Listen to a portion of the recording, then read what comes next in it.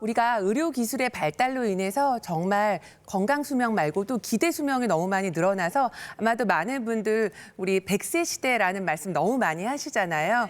그만큼 우리는 건강하게 잘 사는 방법에 대한 관심이 많아졌어요. 그래서 어떻게 하면 건강할까? 어떻게 하면 이 건강을 잘 유지할까를 많이 고민하시는데 정말 당연합니다. 우리가 그만큼 건강한 예후, 건강한 노후에 대한 관심이 많아졌고 그러한 관심 때문에 방송과 그리고 인터넷에는 정말 건강 정보들이 홍수처럼 쏟아지고 있습니다. 그래서 이러한 많은 홍수 속에서 제 환자분 한 명을 소개해드릴까 합니다.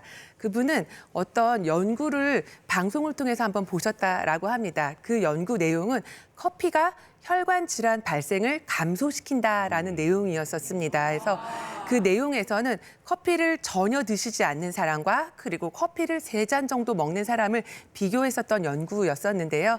사실은 커피를 3잔 정도 먹었을 때에는 혈압이 안 먹는 사람에 비해서 감소했었다라고 되어 있었습니다. 그리고 더 많이 먹는 사람들, 하루에 커피를 4잔에서 5잔 정도를 먹었더니 오히려 부정맥 발생의 위험도가 감소했었다라는 내용이었었는데요. 그럼 커피를 많이 마셔야 되는 거네요. 그럴 것 같죠? 네, 그래서 그 환자분이 어떻게 되었을까요?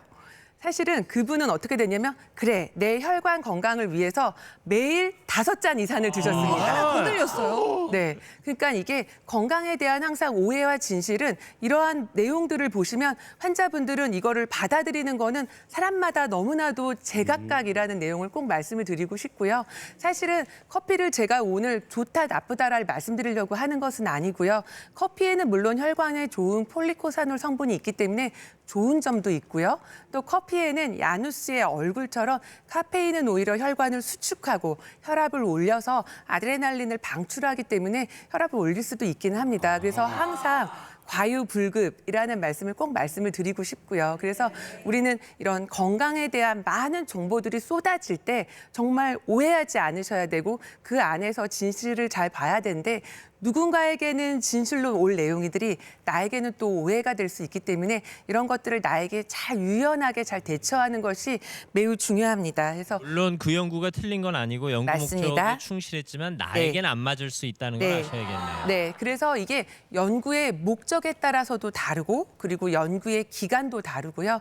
각 연구들이 커피에 대한 연구들이 굉장히 많은데 그 연구에 참여했던 사람들이 어떤 연령이 그리고 어떤 성별이 들어가냐에 따라서 항상 내용은 다릅니다. 그래서 우리가 연구자들의 그런 내용들을 다 살펴봐야 되기 때문에 하나의 연구를 가지고 나에게 너무 절대화하지 않으셔야 되는 게 굉장히 중요합니다라고 말씀을 드리고 싶습니다. 그래서 서두에 오늘 이 내용을 말씀드린 거는 그러한 여러 가지 건강에 대한 오해들을 사지 마십시오라고 말씀을 드리고 싶고요.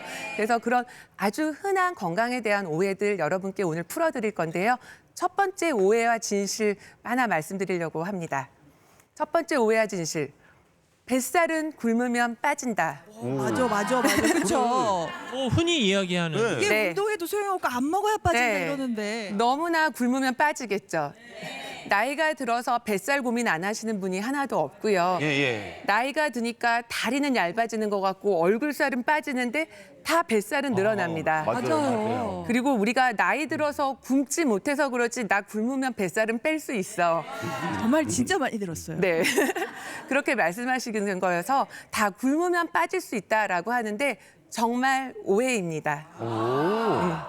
그래서 오늘은 일단 뱃살이 그러면은 어떻게 다른지를 먼저 말씀을 드려야 굶으면 빠지는 게 아니다라는 말씀을 꼭 드릴 수 있을 텐데요. 사실은 뱃살은 남성과 여성이 다르고 더 구체적으로 들어가면 연령에 따라서도 모양이 다릅니다. 그래서 모양을 한번 살펴보시면서 다시 말씀을 드릴 텐데요. 중년의 여성과 중년의 남성을 간단하게 보면은 중년의 여성은 아래쪽에 피하 지방형이라고 해가지고 똥배처럼 축 처진 배라고 말씀을 드립니다. 그래서 피부 아래에 이렇게 똥배에 자리 잡은 거는 천천히 오랜 기간 자리 잡았었기 때문에 쉽게 빠지지 않습니다. 근데 뭐 모든 여성분들이 다 그렇지는 않지만 나는 운동하기 귀찮고 사실 기력도 없고 바쁘기도 하고 그래서 적게 먹어야지 아니면 굶어야지 해서 식이 조절만 조금 줄여서 하면 뱃살 빠지겠지라고 하는데 정말 오해입니다. 오히려 내가 뱃살을 빠지는 게 아니라 근육이 빠집니다. 지방이 아니라 근육이 네, 빠지는 그래서 거예요. 오히려 근감소증이 오고 각종 질환이 더 위험해지기 때문에 오히려 그런 것이 아니라 이런 분일수록 반드시 운동을 하셔야 되는데요. 그래서 어렵지만 유산소와 근력 운동을 반드시 하세요라고 저는 말씀을 드리고요. 또 어렵지만 매일 30분씩 뛰기 어렵다면 빠르게 걷기. 를 하시고요. 근력 운동 굉장히 무거운 거 들기 어렵다라고 하신다면 다리 올리기, 누워서 다리 올리기라도 하셔서 아랫배의 근육을 조금이라도 키울 수 있도록 하는 운동을 해주시면 분명히 좋고 여기에 식이 조절을 같이 하신다면 분명히 아랫배 뱃살을 빼는 데 도움이 되실 거다라고 말씀을 드립니다. 하고 옆쪽에 있는 내장 지방형 대부분의 중년 남성들이라고 말씀을 드리는데 수박처럼 위에서부터 축 나온 배라고 하는데요. 사실은 남성분이 다 그런 거는 아니고 여성분들도 폐경 이후에는 급작스럽게 호르몬의 변화와 함께 어머님들 많이 느끼실 겁니다. 이렇게 나도 내장 지방형인데 라고 생각하실 텐데요. 저런 내장 지방형 비만은 오히려 피하 지방형보다 위험하다라고 많이 말씀을 드립니다. 그 이유는 우리 지방이 피부 아래에만 있는 것이 아니라 위와 간과 뭐 그런 소장, 대장, 내장 깊숙이까지 다 침투되어 있어서 안쪽 깊숙이 들어가 있고 그리고 뿐만 아니라 그 안에서 염증성 사이토칸이라는 안 좋은 물질들이 계속 나와져 있고 단순히 우리가 많이 움직인다고 해서 빠지지 않기 때문입니다. 근데 많이 바깥 어르신들 보시면 아시겠지만 좋아하는 술 그리고 좋아하는 고기 먹으려고 기를 쓰고 운동을 하시거든요. 그래서 나는 요거 운동하면 이만큼 먹으면 되지라고 생각하시는 분들이 정말 많고 또 많이 뛰어가지고 흔들어가지고 해서 우리가 빼셔야 되는데 또 유산소는 싫어하시고 뭐 좀 몇 개씩 들고 그래가지고 이러면 내가 뺄 수 있겠지라고 생각하시는데요. 오산입니다. 오해라라고 말씀을 드리는데요. 이런 분들이야 말수록 정말 우리 아까 여성분들이 오해하셨던 것처럼 먹는 거를 정말 줄여야 된다라고 말씀을 드리거든요. 그래서 무조건 줄이는 게 아니라 물론 이제 건강하게 줄여야 된다라고 말씀을 드리고 그러면 남성분들은 굶기만 하면 되느냐라고 생각하실 텐데요. 계속 굉장히 오해만 말씀드려서 죄송하지만 굶기가 다 답은 아닙니다. 그래서 우리가 굶으면 다 될까라고 한다면 아까 말씀드린 것처럼 굶으면 오히려 근육이 줄어들어서 근감소증이 오고 근감소증은 각종 위험한 질환들의 위험이 되겠고 면역력이 오히려 떨어지게 되고 혈관이 노화가 된다라고 말씀을 드리고요. 또 이제 영양의 불균형이 오게 되고 대사 이상이 초래되기 때문에 우리는 단순히 굶는 게 아니라 장기간 내가 꾸준하게 잘할 수 있는 방법을 찾는 게 굉장히 중요합니다. 근데 많은 분들 유행처럼 잘 들었을 텐데 저탄고지, 뭐 무탄고지 이런 것들 많이 얘기 들으셨을 거예요. 탄수화물 안 먹는 거요. 맞습니다. 네. 그래서 탄수화물만 적게 먹으면 되지. 그리고 지방은 오히려 먹는 게 체중 감량에는 좋다라는 얘기 많이 들으셨을 텐데요. 버터 이런 거 오히려 막 먹는 분들도 맞습니다. 많아요. 그래서 쌀은 줄이고 빵떡은 줄였지만 스테이크, 고기 이런 거 많이 먹으면 체중 감량할 수 있다라고 하는데 어디까지는 맞고 어디까지는 틀리기 때문에 저는 세모다라고 말씀을 드리는데요.